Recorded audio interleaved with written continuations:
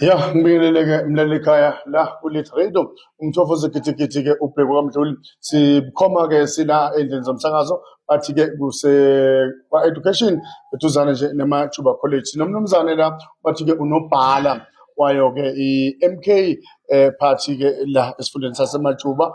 Umnumzane-ke uLekgotla Mnaring esinaye-ke la endlini zomsakazo. Sicela baba ukwamukela ubingelele abalaleli beLithi Radio. Salmanani, and ngiyajabula la. I hope ukuthi nani ngiyajabula uthini benami, and I hope ukuthi lento engibizele yona will be useful. Ya, mfoka baba la sihlala nje odabeni. Namhlanje sivuke ngeindaba la ukuthi-ke akuhambeki eNewcastle imigwaqo ivaliwe kuShamatayi kubi lapha koMathukuza njalo njalo abantu baze bafika late emsebenzini. Nina njenge-MK Party abaningi bathi yinini abahleli bale shutdown. Ngabe niyavuma ukuthi-ke le shutdown ihlelwe yini? Look, fanele sikusho ukuthi we are involved with shutdown, but we can't claim the ownership of shutdown because it's made of amanye organization, civic organization. Nathi as an organization abantu abamnyama eqhemeni abantu abamnyama we felt ukuthi kufanele sibandakanye nale shutdown, hence sisenzile statement esikhola for this shutdown, sasho nanokuthi it will be a peaceful shutdown. So in essence singxenye shutdown.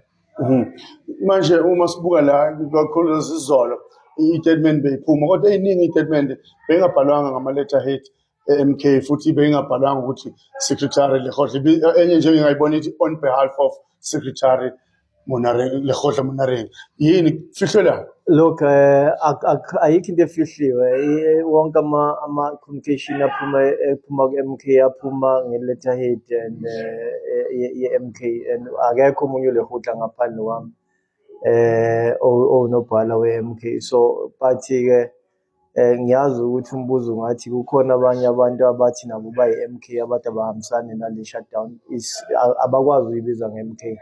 MK subscribe to what we call democratic centralism, which decision that will have been taken by upper structures, decisions that are binding to lower structures. The shutdown, it has been agreed by provincial leadership.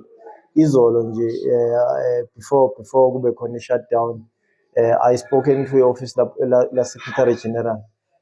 Ateli buza nje ukuthi-ke sime kanjani, we prepared and so on and so forth. In a sense, they were wishing us luck because they understood ukuthi it is a program, it is a revolutionary program ezolekelela abantu abamnyama. Akusiphela abantu bakaMathukuza, abantu baseNewcastle as a whole, ngoba as much as abantu bakaMathukuza bashaya kakhulu, but lento abakhala ngazo izinto oyitholayo kwezinye indawo. If you go to Charlestown, abantu bakhona abanamanzi. If you go to Siyahlala, abantu bakhona abanamanzi. Abanagesi for sometimes, and sihlala emadadeni la ngazathi khona sihlala kuma dam site. Ayingcolile yonke into, but idolobha is deliberating, yet we have a mayor, we have a leadership. So uma nibuka-ke le shutdown kahle yini ama-grievance okuphalwa ngawo ngqo?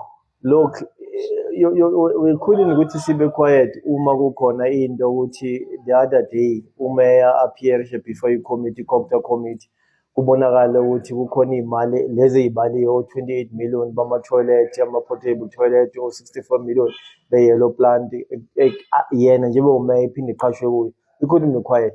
Uma sibona idolobha lethu liwa ngaleli liwona ukuthi here comes a person who doesn't care about the people. So we needed to do something, and something that we needed to do is this shutdown. Manje omunye uzothi njenge-political organization kungani ningathi-setanga ukuthi nibhale incwadi mhlampe nithi cha IFP ayisicela sihlangane nani sixoxe sideliberate ngale issue kanje? Look, akusinto iphutha lento eyenzakala, into yamasibombi, but into esiyenzile ekukhombisa ukuthi we are law binding. Yelo ukuthi sivula icala ku-South African Police Services, sivula icala ku-SIU, and we have written to the president, we have written to the premier, all structures that are relevant ukuthi singa reported this case, we have reported to them.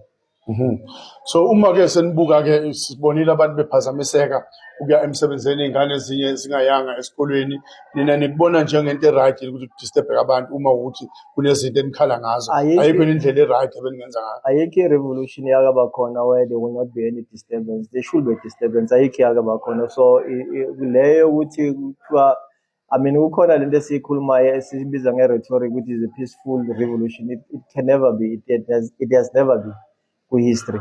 So uma ulwa, because a revolution is about ukulwa. So uma ulwa, obviously there are things that will be disturbed. So obviously we regret ukuthi impilo zabantu were disturbed, but there was no other way other than to do what we did.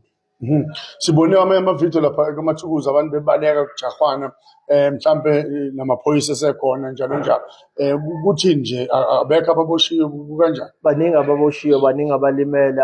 Ngikhulume namaphoyisa, umphathi wamaphoyisa ugeneral, ngamtshela ukuthi amaphoyisa akhe a-trigger happy, adubula abantu besey'ndlini zabo, and so on and so forth. It's a shame ukuthi every time abantu abamnyama be-engage to le nto ade be-engage kona, bekhuluma nga-genuine issues zabo, i-state through amaphoyisa act the way that they have acted. Baba happy nje ukuthi babona abantu exercise their guns and so on and so forth. Is unfortunate, but it's something that obviously at some point we hope that the situation will be better. Khona omunye umuntu oyibuka ngale ndlela ukuthi ayivele nina nisebenzisa abantu bakaMathukuza anibasizi ngalutho, kuloku yini le abazoyigcina ngoba sibone ngathi ibimandla kakhulu ngale kaMathukuza. Look, kwaMathukuza i-situation is dire lula kwezinye indawo. So abantu bakaMathukuza akekho umuntu osetshenziswayo, because i-issue lapho kukhuluma ngezinto ey'thinta abantu. So akekho umuntu ongathi uyasetshenziswa. So ukuthi nje kwaMathukuza i-situation yabo iyona enzima kakhulu kudlula kwezinye indawo. Okay, mhlambe sisiphethe la ngibona uprofessor wami la ongathi mshala amasana ukuthi ke mhlambe ukuya phambili ke manje njengoba nayo iyenzekelile, kuya phambili kusasa kuyasebenza ngiyacabanga mhlambe imile nibhekile. No, we have written to a petition committee as a parliament because we want the intervention by provincial government to the situation saseNyukhasela, and we'll do our other activities. If it means which will be marching, we'll march, but there is no way which it is not an end. Some is the beginning of it. Ezinye inhlangano ezikhona emkhandlini nina ngaphandle emkhandlini nithini kuzo, kukhona yini eningayiphathisa kona njengoba silapha zibeka amaphuzu enikhala ngawo mhlawumbe? ANC uma uhlangana nama-members ayo will have loved to be party to it, but it's compromised. It's compromised because bakulento ye-GNU, bakulento ye-GPU, so verse they are compromised. Kusho ukuthi bafale bayibheke ukuthi nga-upset ama-relationship. EFF, I know ukuthi they wanted to be party to it. To what extent we do not know. Ushukela nayo were told they wanted to be party to it, but it doesn't matter who comes in. What matters ukuthi into ade siyenza iyona correct efale siyenza, whether we are doing it alone or with others, it doesn't change anything. The cause ade sikuyo is a normal cause efale singene kuyo, whether people are joining us or not, we are fine with it. Elokugcina nje abameli ababoshiwe niyabasiza noma senibashiya kanjalo nje We can't leave the community. We can't leave the community. Obviously, like I was saying, ngafunile amaphoyisa when I was hearing ukuthi they are gun crazy or they are trigger excited, ngawakhuza, fortunately akhuzekile. Mangqeda la will meet up with labantu abalimele. Those who are in hospital will visit them, and if there is a possibility or if there is a need to open up a case, we'll open up a case. If there is a need to approach any other institution for what will do so. Okay, but uthi-ke uprofessor wami cha usenganginika u-2 minutes nje omncane ukuthi sengibuye ngamboni kahle la ekhona manje khona ilight lingisha kabi, kodwa-ke ngicabanga ukuthi-ke singabheka nje ukuya phambili. Mhlawumbe-ke enye into engiyangizwi kakhulukazi abantu bakaMathukuza abakhala nangogesi, ukuthi inkinga enkulu lapha kugesi, sebeke bakhuluma nomasipala naku nani banitshela ngale nkinga, niyabasiza nenza njani? Ziningi ama-committees wasizile ngogesi. What we did was to meet up with Eskom and formulate a way yokuthi bangalekelela kanjani abantu. Look, abantu abawuntshontsha ugesi to sell it. Abantu bawuntshontsha ugesi because they have no money to pay for the electricity. So it must be, it's different. Well, Eskom should not portray that abantu bawuntshontsha ugesi as if they steal it to sell it.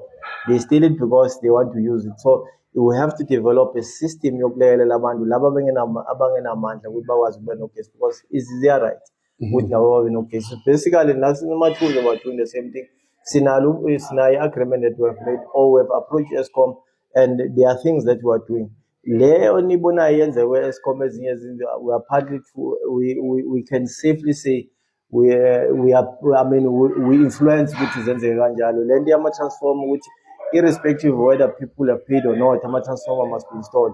We have said that ama-transformer must be installed, and ESCOM should do something in terms of ukuthi kubonakala ukuthi going forward what it does to minimize abantu ukuthi bakoleke. Yeah, ngenxa yesikhathi nje umfune lapha edrobheni ama-ratepayers lawa sake sawabona nawe zama ukwenza okuthize emasha kule incident ye-shutdown nibambisene nawo noma bamele icala? Well, ama-ratepayers akhona, they've been speaking like I was saying ukuthi kunama-civic organization. We felt ukuthi kufanele singabi ne big brother approach. Abantu, they must be allowed to do their own thing.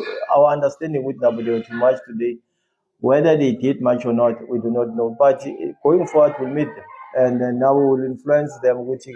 This is what should be a strategy going forward. But wonke umuntu involved, wonke umuntu othintekayo will, at some point will involve them. But it's unfortunate ukuthi size safika la singazange sibe ne-dialogue nakhona lama-taxpayers association asedolobheni. So ngike ngabona nenye into ebibhaliwe lapha kuthiwa nifisa ngathi nemeya ingashiya, ungaqinisekisa yini ukuthi khona into enjani? Well, look, uDube lokhu abakhona into ayenzela abantu baseNewcastle, there's nothing. Anyway, akekho umuntu waseNewcastle who expected anything from uDube. So the most loving thing uDube angayenzela abantu baseNewcastle is to resign, because it's just an irritation. No umbona nje irritation. If umbona nje uDube, there is nothing that we expect from him. So obviously we feel let us assist him to exit Gule Masipala, because there's nothing. I mean, you can mention one capital thing that he has ever done, because there's absolutely none. The only thing that we are seeing is something like a peacock. Look at because it's an exciting thing to him. So Tina, we want a person that will be leader, that is a person that will implement his Suspect nje mfoka Mnarini bathi nani kodwa kahle kahle niyakhankaza nje nifuna ukhetho, nifuna abantu abebaniswele njengoba ku-2026. We are not ashamed which we will contest our election, but Tina, we are not defined by our elections. Whether there is elections or not, we'll still raise some issues about. We are not. This thing is not influenced by election. When there will be election, we'll speak on the election and we'll tell people why they should vote for us. So at the moment, we are raising issues the community. At the time of our election, we will present the manifesto, and then manifestos as a committee, but then what is that we'll be doing when we take government. So it's not about elections, it's about responding to the plight of the people. Asibonga kakhulu baba Mnarini nobhala we-MK Party eMajuba Region. Sicela ukubonga baba ilakho lokugcina bese siyavalelisa. No, ngibonga kakhulu ukuthi ngithole lethuba, but ke ngifisa nokusho ukuthi as MK we have written to family yakandaba uFabio ukuthi si send our condolences, and any other family abayithola besemanzini wasending our condolences, and nalabantu abalimele lapha we will be going to see them esibhedlela if we are required to assist, we'll assist. Siyabonga. Siyabonga kakhulu. All right.